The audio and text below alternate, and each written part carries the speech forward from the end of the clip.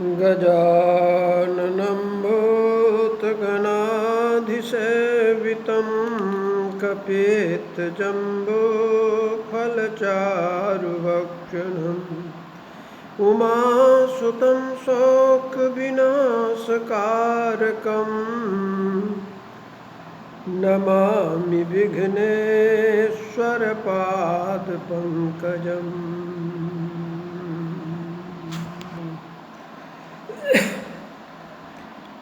श्रीचन्द्रदेवं शिवमद्वितीयं भस्माभिलिप्तं शशिशुभ्रवर्णं पद्मासनस्थं सुखदं यतीन्द्रं वाक्कायचित्तैः सततं भजेऽहम्। सच्चिदानन्दरूपाय विश्वोत्पत्त्यादिहेतवे तापत्रय विनाशाय श्रीकृष्णाय वयं नुमः।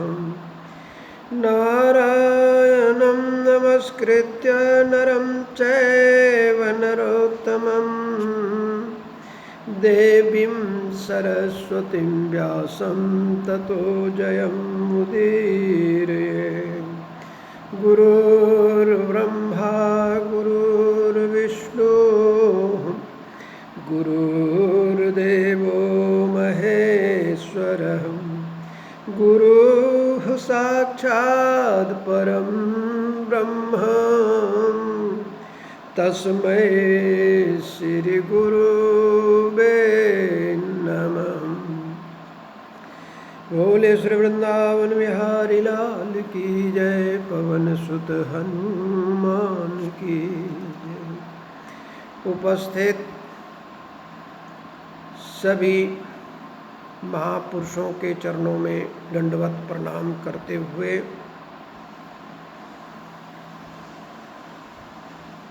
मात्रा प्रकाश भाष्य ग्रंथ का उपक्रम हम प्रारंभ करते हैं। आइए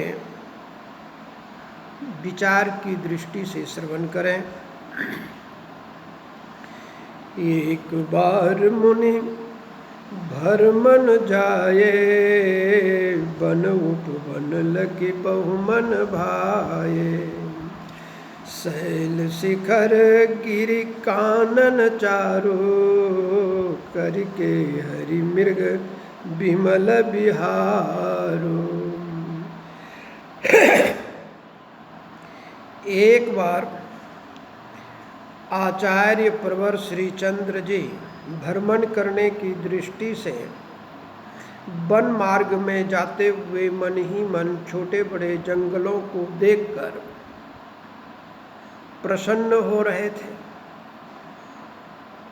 पर्वतमालाओं के बीच में सुंदर जंगलों में हाथी, शेर, चीता, मृग आदि को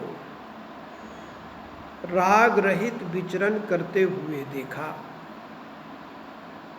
संत प्रभाव गए सब द्वेषा, हृदय अनुराग धरहि मृग भेषा। करहि परस पर खग मृग प्रेमा, पालहि संत हृदय जस नेमा। संत के प्रभाव से खग, मृग, पशु पक्षी आदि के सारे राग और द्वेष दूर हो गए हैं।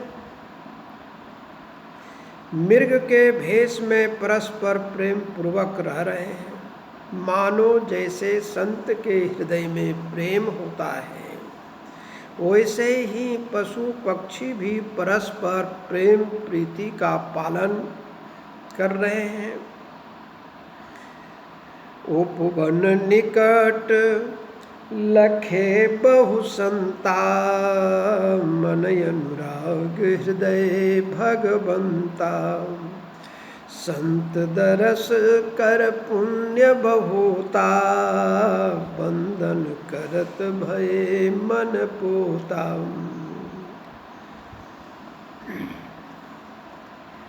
उपवन के नजदीक में बहुत सारे संत महात्माओं को एकत्रित देखकर अनुरागी मन से हृदय में भगवत कृपा जानकर प्रसन्न हो गए, क्योंकि महापुरुषों का दर्शन पुण्य के प्रभाव से ही होता है। ऐसा जानकर संत महापुरुषों के चरणों में वंदन करके मानसिक पवित्रता का अनुभव करने लगे। लखी संतन की मुनि बर टोली, किन्ह प्रणाम संत की बोली। सुनि मुनि बचन मोक हो रही,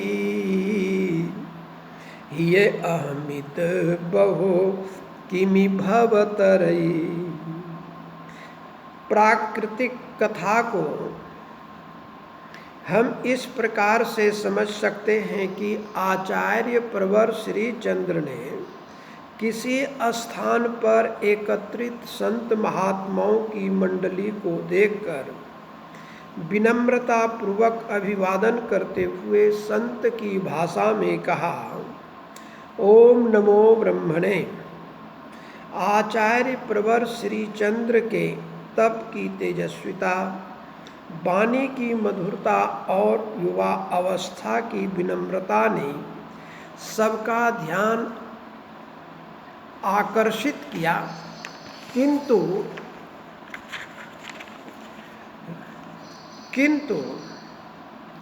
उपस्थित महापुरुषों ने आचार्य प्रवर श्री चंद्र के अभिवादन का प्रति उत्तर मौन की भाषा में दिया। ये अभिमान जे ही बसे, पतन ते ही जग होय।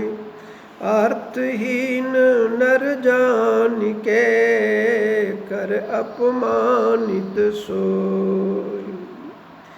इससे ज्ञात होता है कि जिस साधक के हृदय में अहम है, उनके कल्याण मार्ग का वह अहम अवरोधक है। अहंकार की अधिकता हृदय में होने से दूसरों को धनहीन जानकर वह व्यक्ति अपमानित करता है, इसलिए अभिवादन स्वीकार नहीं किया। विद्वान संत तत्ववेत्ता अपने पास आने वाले युवा संत हो या वृद्ध आदि को भी ओम नमो नारायण, राधे राधे अथवा जय श्री राम आदेश आदि शब्दों से संबोधित करते हैं, किंतु धन बल विद्या आदि का अहंकार दूसरों को हीन समझकर अपमानित करता है। कुछ विद्वानों की मान्यता है कि आचार्य प्रवर ने जीव आत्मा को ज्ञान देने के लिए शरीर को नगरी मानकर अपने मन को बाल शब्द से संबोधित करते हुए मात्रा शास्त्र की रचना की है। और कुछ महापुरुषों का मानना है कि यह पुस्तक प्रश्नोत्तरी की शैली में लिखी गई है। प्रारंभ में केवल 3 ही प्रश्न हैं और उसके बाद उत्तर ही उत्तर है। यह मात्रा प्रकाश भाष्य ग्रंथ का उपक्रम है। ग्रंथ में प्रवेश अब हम करते हैं आचार्य प्रणीत श्री चंद्र जी के मात्रा शास्त्र में।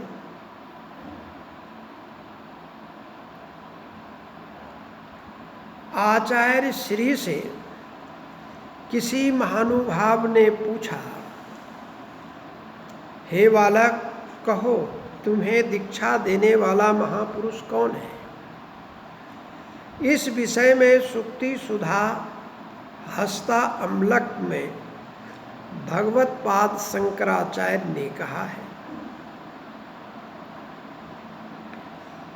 कस्त्वं शिशोकस्य कुतोऽसि गन्ता किं नाम ते त्वं कुतो आगतोऽसि एतत् मयोक्तं वद चार्भक त्वं मत्प्रीतये प्रीतिविवर्धनोऽसि। आचार्य शंकर ने सुक्ति सुधा में कहा है कि हे बालक, तू कौन है, किसका है, कहाँ जाएगा, तेरा नाम क्या है, कहाँ से आया है। मेरी प्रसन्नता को बढ़ाने के लिए इन प्रश्नों का उत्तर दें। आचार्य श्री चंद्र ने इन्हीं क्रम का अनुसरण करते हुए मात्रा शास्त्र का आरंभ करते हैं। ऐसा प्रतीत होता है, कहूँ रे बाल किस मुड़ा किस मुड़ाया, किसका भेजा नगरी आया। मात्रा शास्त्र का अध्ययन करने से पता चलता है कि इसमें जिज्ञासा सूचक प्रश्न वाक्य बहुत कम है। अधिकांश जिज्ञासुओं का मूल तो उत्तर वाक्य में ही मिलता है। यदि गणना पूर्वक प्रश्न वाक्य का उल्लेख किया जाए तो प्रथम संबोधन वाक्य के बाद आने वाला केवल 3 ही प्रश्न वाक्य हैं, शेष सभी उत्तर वाक्य हैं। समाधान वाक्य से भी प्रश्न वाक्य की परिकल्पना की जा सकती है। उपरोक्त पंक्ति में उल्लिखित संबोधन वाक्य तथा किसने मुड़ा, किसने मुड़ाया और किसने आदेश देकर नगर में भेजा, यह 3 प्रश्न वाक्य हैं। अब हम विश्लेषण पूर्वक एक एक वाक्य पर चर्चा करते हैं। कहूँ रे बाल, प्रश्न किन कही अनुचित भाखा, उत्तर देई मुदित मन राखा। तजीवन सुचि किमि ग्राम ही रागा, किन गुरु आज्ञा दीन अभागा। एक संत ने अभिनव संत आचार्य प्रवर श्री चंद्र को कहूँ रे बाल शब्द से संबोधित करके अपने ही बालपन को उजागर किया है, ऐसा प्रतीत होता है, जो उचित नहीं है। उन्होंने पूछा, किसने मुड़ा, किसने मुड़ाया। इससे प्रतीत होता है कि संत की भाषा में शिष्टता नहीं थी। फिर भी आचार्य श्री ने शांति पूर्वक उनके व्याख्यान माला को सुनते रहे, जबकि उन्हें पूछना था कि आप किन महापुरुषों के शिष्य हैं और इस सुंदर शरीर पर भस्म रमाने का क्या कारण है। तुम्हारे ऊपर ऐसी कौन सी बाध्यता थी जो इतनी छोटी अवस्था में दीक्षित होना पड़ा। संत ने तीसरा प्रश्न किया, किसका भेजा नगरी आया। अरे बालक, तुम पवित्र जंगलों को छोड़कर नगर में किस लिए आए हो।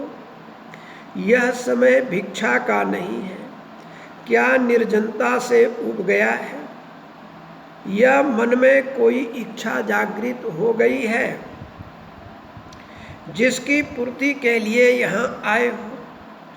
यदि तुम अपनी इच्छा से नहीं आए हो तो फिर किस गुरु ने तुम्हें यह आज्ञा देकर नगर में भेजा है? कहि रे मुनि निज मन मोड़ा, बंध मोक्ष जीव ब्रह्म जोड़ा। बाल ब्रह्म वाचक मुनि गाये, नाम बाल यति मुनि बर भाये। प्रथम वाक्य में अभिनव सन्यासी को अपनी ओर आकर्षित करने के लिए रे शब्द से संबोधित किया है, क्योंकि जिज्ञासु की ओर ध्यान दिए बिना समाधानकर्ता के उत्तर से जिज्ञासु की संतुष्टि नहीं होती है। अतः बालयति को अपनी ओर उन्मुख करना आवश्यक था। रे संबोधन से मात्रा शास्त्र में बंध मोक्ष जीव ब्रह्म माया योग भक्ति आदि के गूढ़ रहस्य को अभिव्यक्त किया गया है। अतः बालयति ने जिज्ञासुओं को आध्यात्मिक रहस्य समझाने के लिए मात्रा शास्त्र का उपदेश दिया है। मुनिवर कहते हैं, बालक शब्द लौकिक दृष्टि से विवेकहीनता का उद्बोधक है, किंतु अध्यात्म की दृष्टि से बाल शब्द ब्रह्म का वाचक है। इसलिए मुनिवर को बाल ब्रह्म विद्या दाता बालयति प्रिय लगते हैं। बाल स्वभाव बाल समशीला, प्रभु प्रेरित शुभ गुण मीला। समदर्शी मुनि निज मन भोला, जनहित मिले सब संग बोला।